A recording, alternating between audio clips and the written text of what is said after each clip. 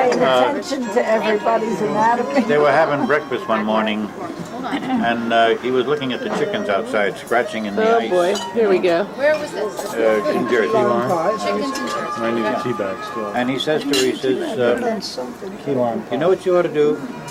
You ought to knit some booties for those chickens so that their feet don't get cold.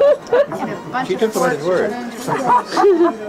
She said, yeah, I think I'll do that. Yeah, Grandma told that one on the tape He's too. supposed to have been the sweetest, mildest person. Oh, we got a tea bag? How does anybody be married to somebody like him? That's about the only person He would probably leave. who would be. Yeah, right. He would leave on Saturday morning to go out and collect accounts. I thought it was like Massimo. My father, Take off with the horse and the wagon, baker. and 6 o'clock or so he wouldn't be back. And my grandmother would say to my father, you better get on a horse and go look for your dad, which he would do. And 10 minutes away from the house, he'd see the horse and wagon coming back. No driver, the horse coming back all by himself, floppity-flop. A piece of key laundry. The old man stretched out in the back, dead drunk, sound asleep. And they'd go into the barn. Sometimes he'd get up, sometimes they'd leave him there. Yeah, but I'll hang on to it. I might need this. Not He was a today. hellion. That's Perry? Massimo. That That was Massimo, Okay. But now Perry today. was my Massimo. grandmother's father, Well, which side? No, your mother. Your mother or your father? my father's side. Oh, that was Parin. Thank you. Oh, well, what about Massimo? He did the same thing, didn't he? What? He would go deliver the No, she bread. asked who was Parin. I said my Oh, grandmother. but we were talking about Massimo. Yeah. around like. Who's gonna But now today, One of the things that he did was he owned a tavern, Massimo. right? And as part of the services of the tavern, he had a stagecoach line. Aunt Catherine's passing that. And he used to go to the foot, he used to have the drivers go to the foothills of the Ramapos to pick up people to bring them down to the trolley line where they could get the trolley to go to the railhead where they could get a train to go down to New York, get a ferry, and go to work. Jeez. And he had the franchise on He that. had the, and when I told people, I said, you know, my grandfather had a stagecoach line in Jersey. You what? That's only something you find out west. No, it wasn't. Because the railroads only ran this way. Okay? But in here, inside the Vector, there were people that had to get to the railway, and he used to supply that service. Did you see Age of Innocence? No. Well, there's a wonderful scene in that. It's a wonderful book. You would really love the book, John. It's by Edith Wharton. Wharton. But there's a wonderful scene in that where they go down to the railroad, to the ferry to meet her, and they pick her up in. Just keep passing it. They pick her up to take her, to this home where she's going to be visiting. And it's like a stagecoach, the car that they pick her up in, And it's a very snowy night, the snow is swirling. You really ought to read that book, John. You would really love it. It's all about early New York. 1926. No, she was still alive when I was born. We're talking about when Massimo's wife You're died. talking about who? Paula, my grandmother. She didn't die in 26. Yeah, 26. She died before I was born. Which grandmother? Yeah. My My father's mother. She had dropsy, didn't she? Whatever she had, she Or died. Parkinson's. I don't know what she had, but she died They were 1926. taking her into Grandpa. That's how they That all Was that right? how my mother met my father. That's right. Okay? Right. But I didn't think she died that soon. She died 26. And nobody wanted to, no, he wouldn't go it anyway. So he decides he's going to buy a farm again Oh boy. down in the southern part of the state, right next to Fort Dix. He buys 25 acres of land, three acres of arable land, and 23 acres of woods. Along comes one of his paisanos from northern Italy, and this is after he's there. He got about 2,000 chickens. He's going to raise chickens. And along comes one of his friends, And he says, you know, Jaling. Jaling was a nickname he had. He says, with all these woods in that army camp next door, he says, you could make some nice booze, make some money. And of course, he was always ready to do something. He said, let's go. So they start. Is this prohibition? Yeah. They start making booze. Moonshine. They start moonshining. My father goes down to see how he's making out about 6 months later. He comes back and I hear him talking to Mom. You know, Gert, something's going on down there. I can't put my finger on it. He says, but there's chickens all over the place. In the house, in the kitchen. He's got a big wine press there. There's no order or semblance of anything. And there's this awful smell coming from the woods. So Still is. about a month or so after that, he gets a call from a farmer that lived down the road, and he says, Mr. Farrell, you better come down here quick. He says, your dad's in trouble. And he gets into the Flint and he goes down to Jersey. He gets there, no grandpa. So he starts calling around the state, and sure enough, he gets a hold of Della, and she says, yeah, he's here. She says, we got problems, you better come up. So he goes up to Ridgewood. She had gone down to get him? No, your father. Oh, And he wasn't there. Thank you. And it develops that he was at the farm, and his compatriot is chugging down the road, and he says, get in. He says, they're 15 minutes behind me, meaning the revenue agents. And they chased him all the way to hell from South Jersey up to Ridgewood. You know? Well, with the pull that the Hamadis had, they kept him from being thrown in jail, and they pleaded compassion, sanity, losing his wife, and this, that, and the other thing. And the judge called him up, and he had to make a show of something. So she drags Grandpa up before the judge, and the judge starts to give him a lecture, and what's he talking about? She says, you're not supposed to make whiskey. Nobody telling me I cannot make a whiskey. I make a whiskey, I make a whiskey, and everybody's listening to this, and she says, shut up. She says, take your hat off. But I make a whiskey. She says, shut up. He almost got thrown in jail. He wouldn't keep quiet. How old was Massimo? Because he was the most Italian one. That's why they put him in front of the most Italian. How old was he around then, Uncle At that Johnny? time, he was in his 70s. Yeah. He was a heck of a Because the guy. last time I saw him, he was, Dad took me down to see him just before I enlisted in the Army. And he said to him, he says, John is going to go in the Army. This was about 2 months before he died. He looks up at me and he says, stai furbo, sai, be bold. Be bold. What is it in Italian? Be bold. Furbo. Furbo? Furbo. that's hard. Be bold. Hard. He led a good life. Well, he probably meant He both enjoyed his meanings life. of the world. He enjoyed his life. Double Huh? entendre. They're so often. They confiscated. They confiscated the All farm. those chickens. Yeah, because there was a big hole in the fence from Fort Dix, and he was The chickens selling were booze escaping. to the GIs there. Who was going to make grappa? Huh? Who was going to make grappa? Well, they all made grappa. They all made grappa was the third pressing of the grape. The white stuff, white lightning, It's like German schnapps. like the German. We used to put it in our canteen. What the hell did we call that? Toothbrush. German lightning. White lightning. What, German? Yeah. That was schnapps. No, schnapps. Schnapps is whiskey. Oh, okay. Don't let go of it. I'll think of it in a minute. It had a Haga. What- Steinhaga what- was the equivalent of grappa. Okay? Steinhaga. What's And Haga? Steinhaga. Stein Steinhaga, the is- name of the drink. Yeah, but I'm trying to define what the Listen two to the words story. All right. Lee. We were told to change. I was attached to 7th Army, with our battalion, and we were told to change our assembly areas. So the battalion gets on the road, and I had a battery right behind the headquarters battery. And we're driving up the road, and I see a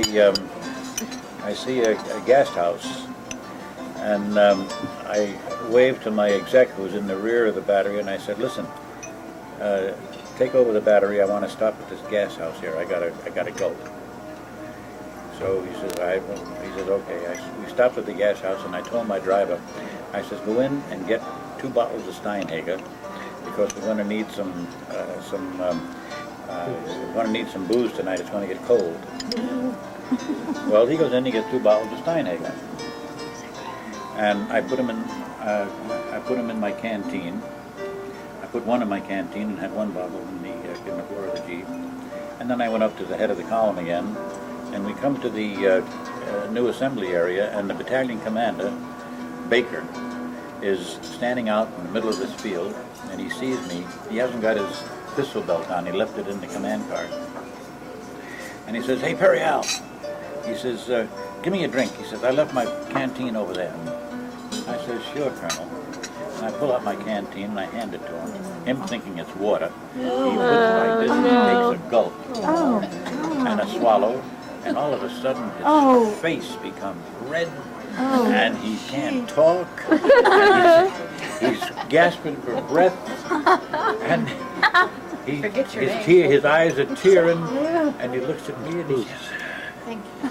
You dirty bastard. I should have known you. I shouldn't have asked you for a drink." He loved it. Yeah. He was so glad. You want to die. He never asked me for a drink again. He probably won't. And this is not a thing maybe to talk about at the table, but Well, then don't. Oh, come on, We let's finished go. eating. But one of the delicacies in northern Italy in those days was to raise cats for food, and they would raise these cats on a diet of milk and bread and make them nice and fat. The way they raise France, you know. And then John, tell me about it. one day, Barbara. his father says to him, "Listen, you, when you come home from school," he says, "put some rocks in a flour sack and put that cat in it and throw him in the Passaic River."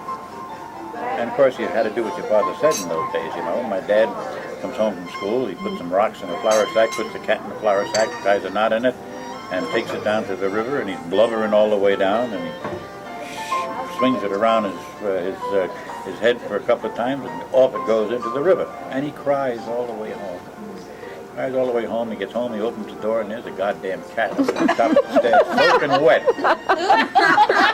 He couldn't look the cat in the face again. Cat clawed his way out of the flour sack and took off. Came right home.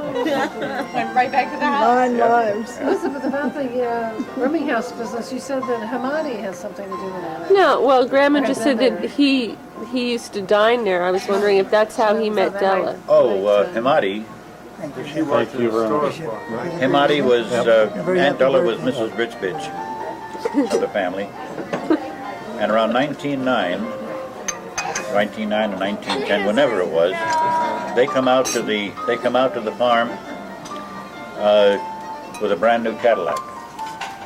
One of these things that has these big rods holding the roof up, you know. And he promptly puts the Cadillac, the new car, in the barn. Figured nobody can touch it there, it won't get dust on it. And they go in and they're having dinner, and now let's see, 1910, my dad was 14 years old. Yeah. Restless at the table, and wanted to listen to all this baloney at the table, you know, after dinner. Having his mind on that Cadillac outside.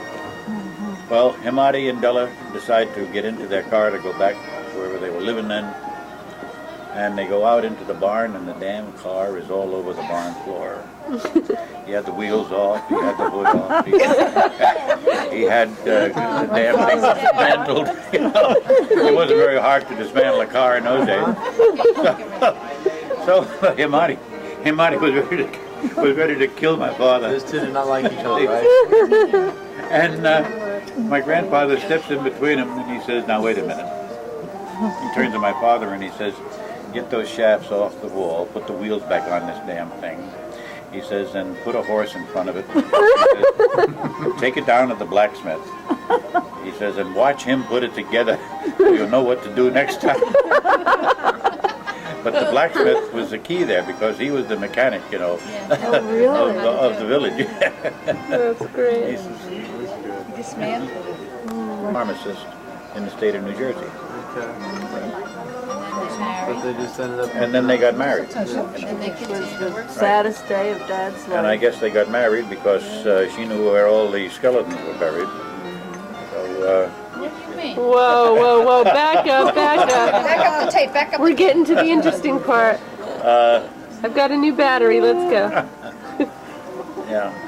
What do you mean? Himati made a lot of money. Fine. And he made a lot of money in, let's Interesting say, in dubious ways in banking. Oh, some more hot Now, water, what that'd be was great. his ethnicity, really? Armenian.